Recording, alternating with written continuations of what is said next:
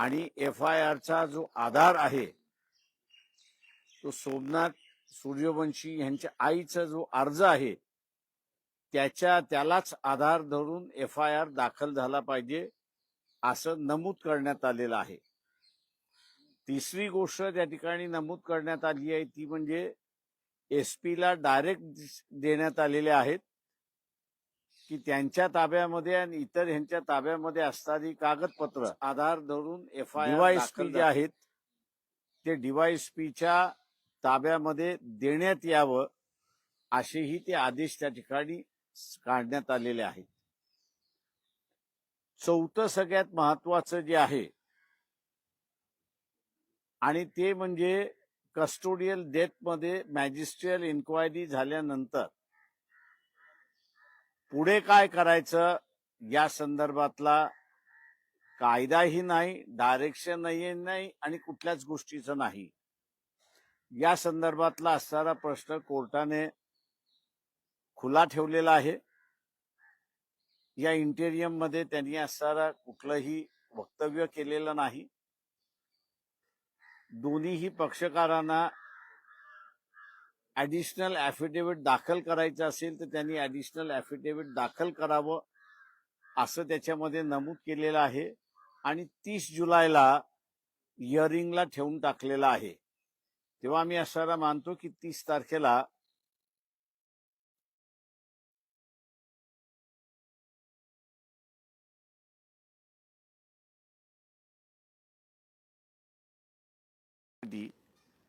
दुसरा जो मुद्दा आमचा त्याच्यामधला राहणार आहे तो म्हणजे की हे कस्टोडियल डेथ असल्यामुळे इन्क्वायरी नुसती पोलीसवरती सोडून चालणार नाही।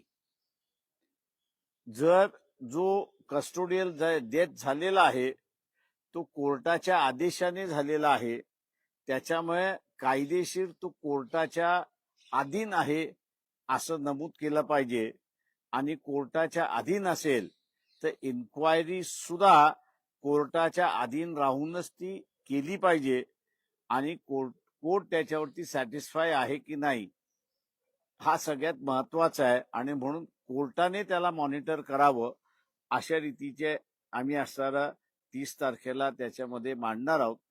आणि ते असं झालं तर मी असं म्हणेन कस्टोडियल डेथ गेल्या 40 वर्षाचा इतिहास आपण असणारा पाहिला तर 2-3% वरती कन्व्हिक्शन झालेलं नाही अशी असणारी परिस्थिती आहे। मी असणारा मानतोय की ही जर नियमावली झाली तर कस्टोडियल डेथचा असणारा कन्व्हिक्शन फार मोठ्या प्रमाणात देशभरामध्ये वाढेल आणि त्याच्याच बरोबर कुठलाही पोलीस अधिकारी गैरवर्तन पोलीस स्टेशनमध्ये कस्टडीमध्ये असल्याबरोबर करणार नाही याची खात्री त्या ठिकाणी येईल आणि म्हणून ही केस आम्ही असणारा शेवटपर्यंत त्या ठिकाणी लढणार आहोत। मी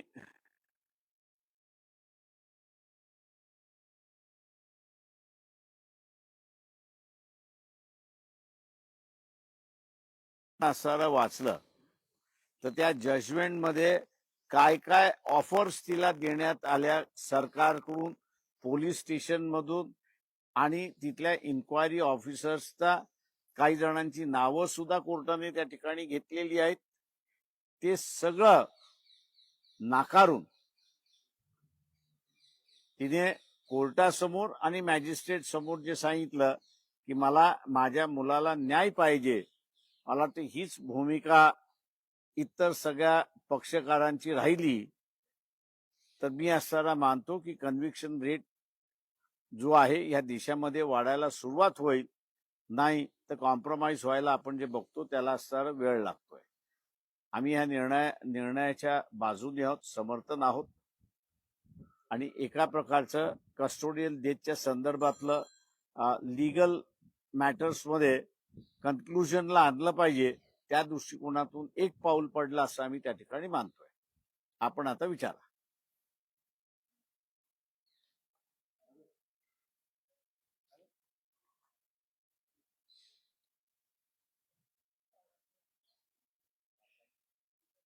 ऑफर होते त्याच्यामध्ये कोणी कोणी दिलं होतं त्या अधिकाऱ्यावर काही कारवाईची मागणी करणार आहे? माझ्या अंदाजानं त्याच्यामध्ये नमूद केल्यानंतर ती इन्क्वायरीचा भाग होणारच त्याच्यामध्ये.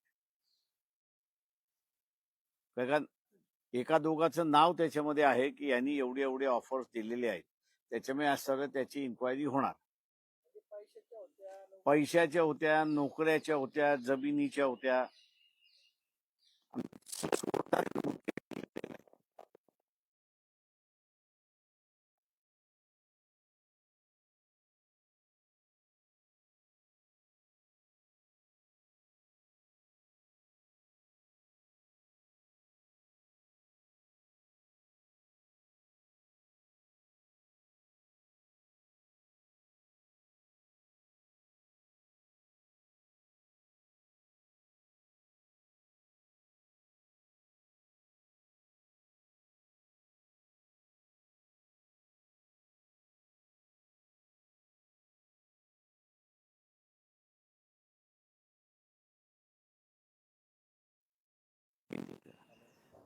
सोमनाथ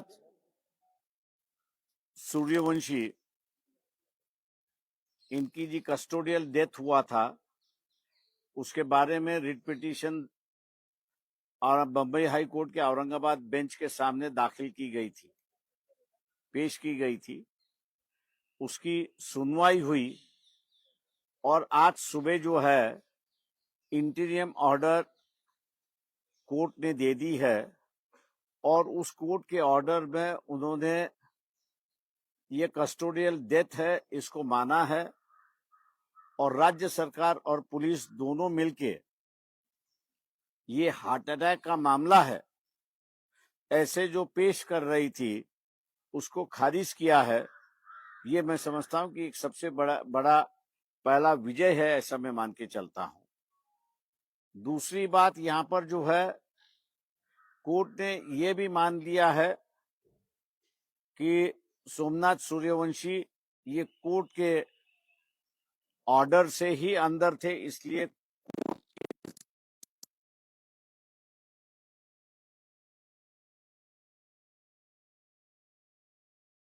साल के कस्टोडियल डेथ जहां पर हुआ है वहां किसी कोर्ट ने इस बात को माना नहीं है कि हम लोग की ऑर्डर की वजह से ही वो व्यक्ति पुलिस के कोर्ट के हिरासत में है और देखभाल के लिए उन्होंने पुलिस के पास दिया, इंक्वायरी के लिए पुलिस के पास दिया है। असलियत में वो कोर्ट के दायरे में ही है, कोर्ट के ऑर्डर्स के अंदर है। मेरे ख्याल से ये बात जो मानी गई है ये मैं समझता हूं कि अभी जो कस्टोडियल डेथ होगा उन सभी कस्टोडियल डेथ पे कोर्ट की जिम्मेदारी रहेगी कि उसको न्याय देने की, ऐसा मैं मानता हूं वहां पर। तीसरी बात जो सबसे बड़ी बात है मैं यहाँ पर कहना चाहता हूं वो ये है कि एफआईआर रजिस्टर करने की ऑर्डर, और वो भी एक हफ्ते में रजिस्टर करने की ऑर्डर दी है और उस एफआईआर का जो बुनियाद होगी, पिटिशनर जो है सोमनाथ सूर्यवंशी की मां है, उसने जो निवेदन दिया है उसी निवेदन को सामने रखते हुए एफआईआर नोंद करना होगा मुंडा पुलिस स्टेशन को, ऐसे कोर्ट ने वहां पे आदेश दिए। चौथा आदेश जो है वहां पर उसमें एसपी से आदेश दिया है कि सभी कागजात जो है वो डीवाईएसपी जो है उस डीवाईएसपी के कब्जे में देने के लिए कहा है।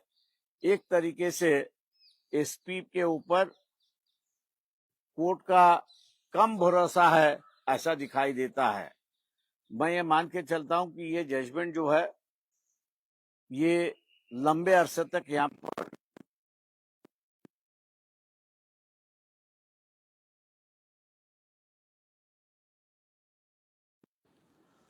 कि हमने जो पहले मांग की थी वहां पर कि एसआईटी होनी चाहिए।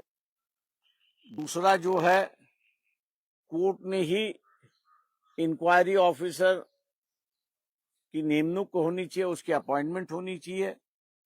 और तीसरा जो है वो कोर्ट को पहले वो दिखाए और बाद में उसकी जो रेगुलर कोर्ट चलेगा उसको पेश किया जाए।